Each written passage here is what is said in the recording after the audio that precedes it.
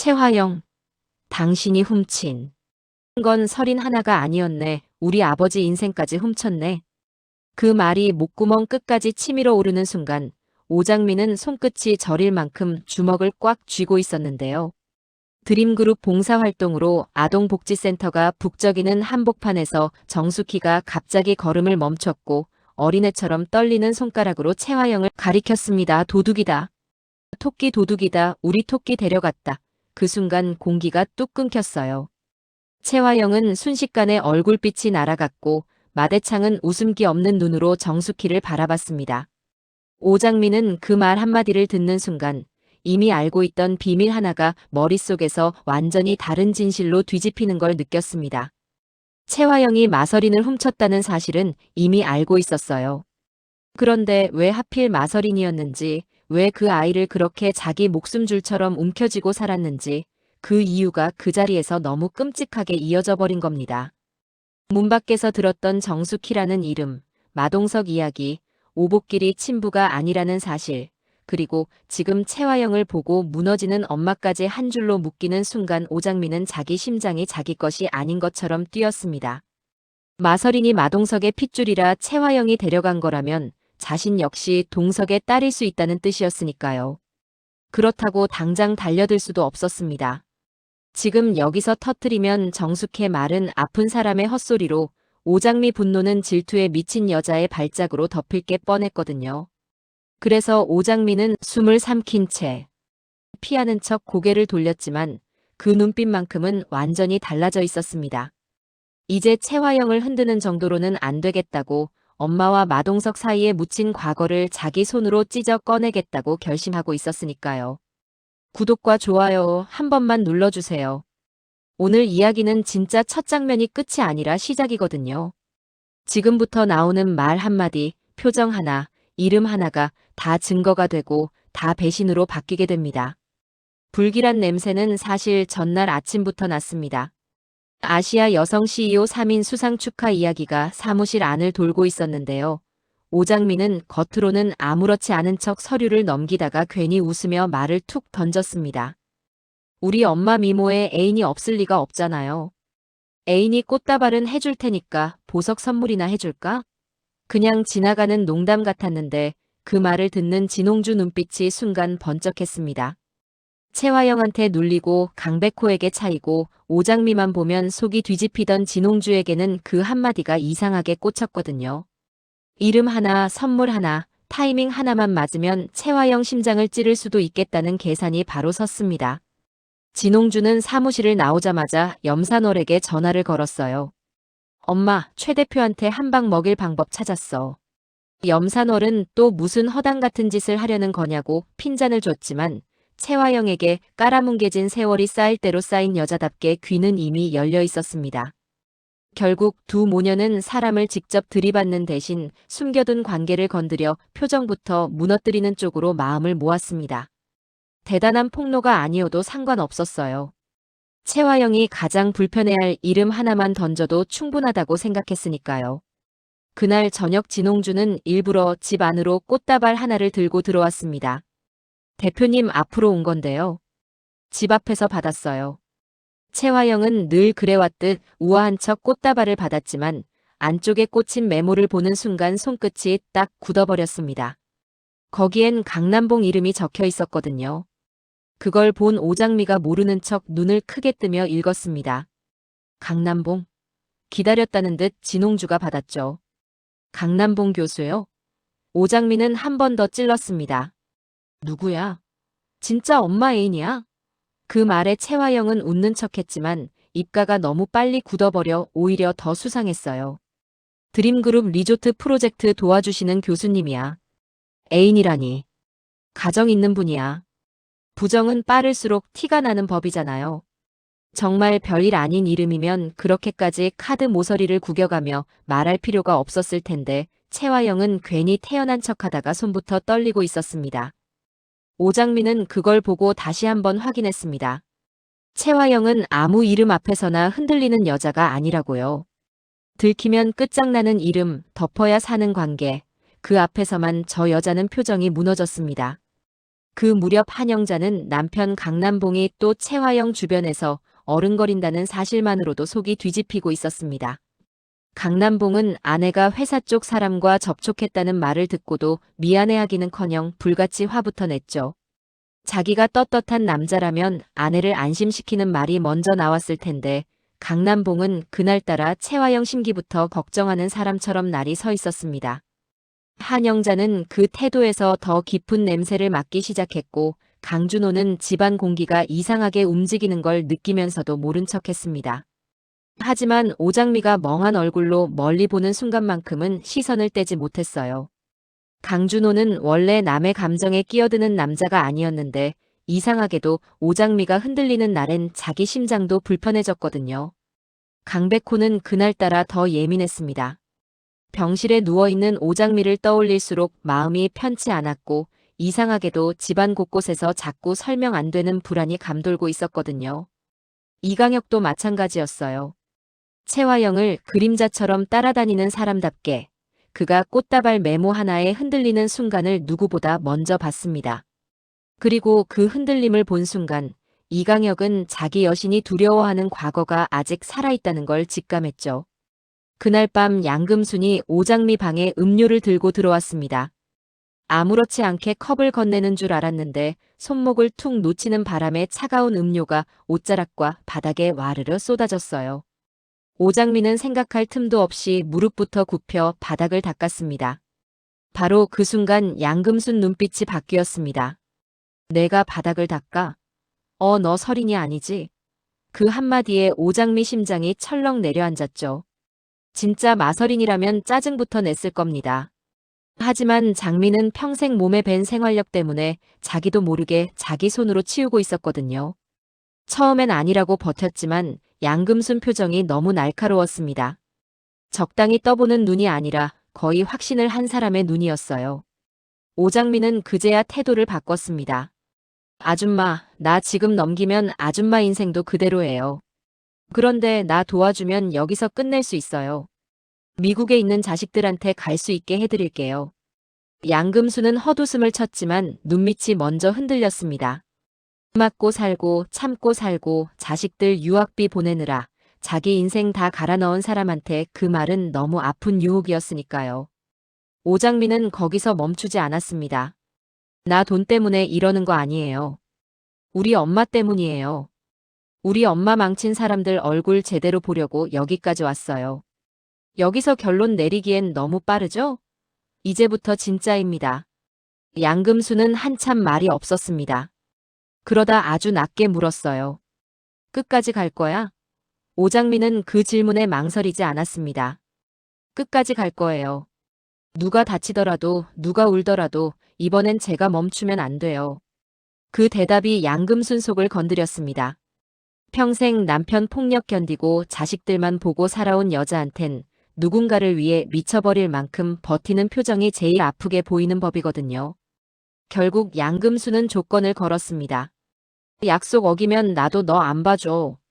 그렇게 두 사람은 한 배를 탔고 그 순간부터 양금수는 단순한 도우미가 아니라 채화영 집 안의 구멍이 됐습니다. 누가 몇 시에 서재로 들어가는지, 누가 누구와 통화를 숨기는지, 이강혁이 뭘 빼돌리는지, 마대창이 어떤 이름 앞에서 멈칫하는지 전부 알려주기로 한 겁니다. 오장미는 그날 처음으로 자기가 쫓기는 입장이 아니라는 걸 느꼈습니다. 이제는 자기가 채화영 집 안을 안에서부터 흔들 수 있다는 자신감이 생겼거든요. 그리고 그 새벽 양금순이 건넨 첫 번째 말이 오장미 숨통을 다시 조였습니다. 회장님 서재에서 동석 도련님 사진이 나왔어. 최 대표가 그 사진 보더니 그 여자 이름 다시 입 밖에 나오면 안 된다고 했어. 오장미 머릿속에 58회 끝 장면이 그대로 되살아났습니다. 마대창이 동석이가 좋아하던 그 여자 이름이 뭐였지? 하고 중얼거렸고 채화영은 너무도 빠르게 정숙히요 하고 답했었죠. 그때까지만 해도 오장미는 이름이 같다는 생각과 설마 하는 의심 사이에서 흔들렸습니다. 그런데 양금순 말까지 듣는 순간 그 의심이 확신 쪽으로 기울기 시작했어요. 채화영은 정숙희를 알고 있었습니다. 그냥 얼굴 한 번 본 정도가 아니라 마대창 앞에서 그 이름이 다시 떠오르는 것 자체를 무서워하고 있었어요. 엄마가 왜 채화영 얼굴만 보면 이상하게 떨었는지, 왜 토끼라는 말을 입에 올릴 때마다 슬픈 아이처럼 울먹였는지, 왜 장미를 볼 때마다 애처롭고도 불안한 눈을 했는지 전부 엮이기 시작했습니다.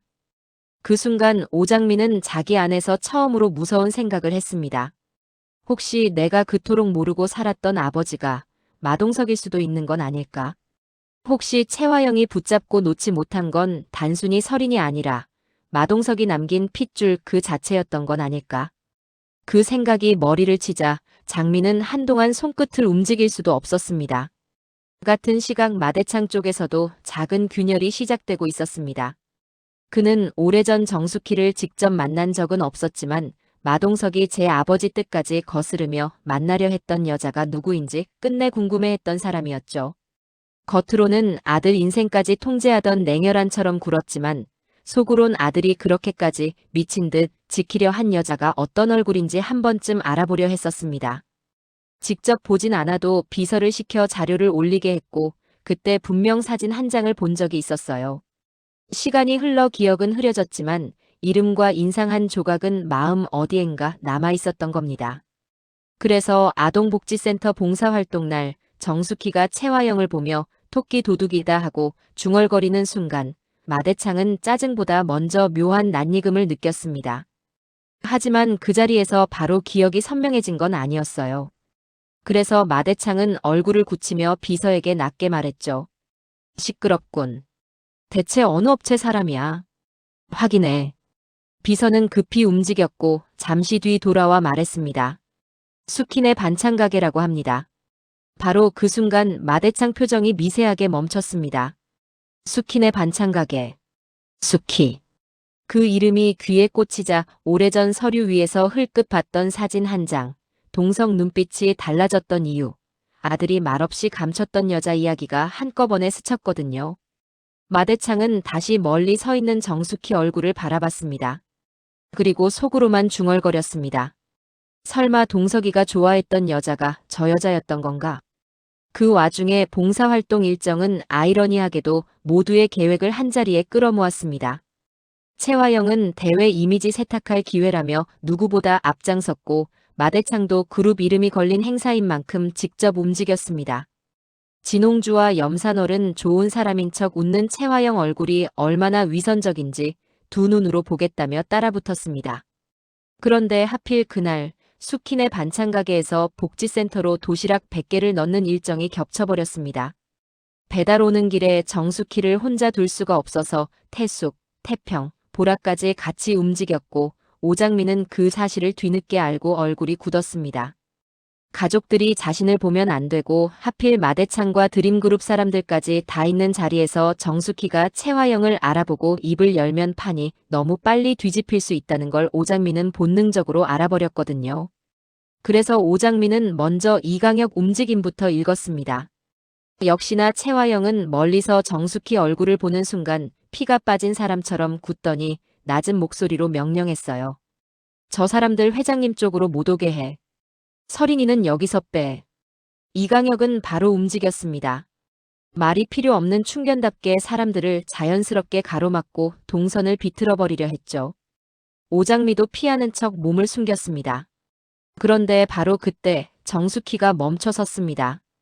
아이들 웃음소리, 자원봉사자들 인사소리, 카메라 셔터 소리 사이에서 정숙희 목소리만 이상하게 또렷하게 들렸어요. 도둑이다, 토끼 도둑이다, 우리 토끼 데려갔다. 태평은 숙해 팔을 붙들며 진정시키려 했고 태숙은 또 무슨 발작이 오는 줄 알고 안절부절 못했고 태평은 무슨 소리냐며 어리둥절한 얼굴로 주위를 둘러봤습니다. 연보라는 겁먹은 눈으로 숙해 손을 붙잡고 있었죠. 그런데 정숙의 눈은 오직 채화영만 보고 있었습니다. 그 눈빛이 너무 선명해서 오장민은 숨도 제대로 쉬지 못했어요. 이미 알고 있던 진실이 그 자리에서 전혀 다른 뜻으로 뒤집혔기 때문입니다. 채화영이 마서린을 데려가 자기 딸처럼 끌어안고 살았다는 건 이미 알고 있었어요. 그런데 왜 하필 마서린이어야 했는지, 왜 그렇게까지 놓지 않으려 했는지, 그 이유가 그 자리에서 너무 끔찍하게 이어져 버린 겁니다.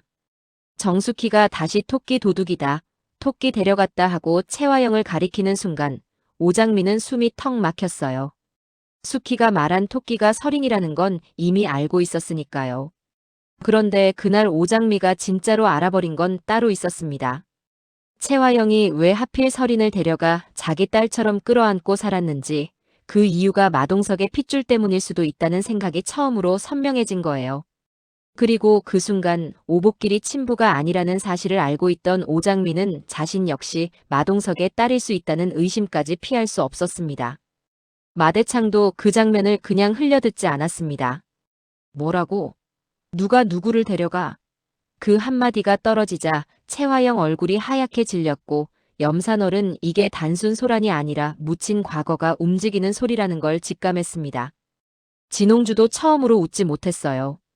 장난삼아 꽃다발 하나 던졌던 자기가 생각지도 못한 진짜 폭탄이 터지는 것 같았거든요. 이강혁은 채화영 앞을 막아서려 했고 채화영은 이미 무너지는 표정을 억지로 수습하며 상태가 안 좋은 분 같네요. 얼른 정리하세요 하고 차갑게 잘라냈습니다. 하지만 그 말이 너무 늦었어요.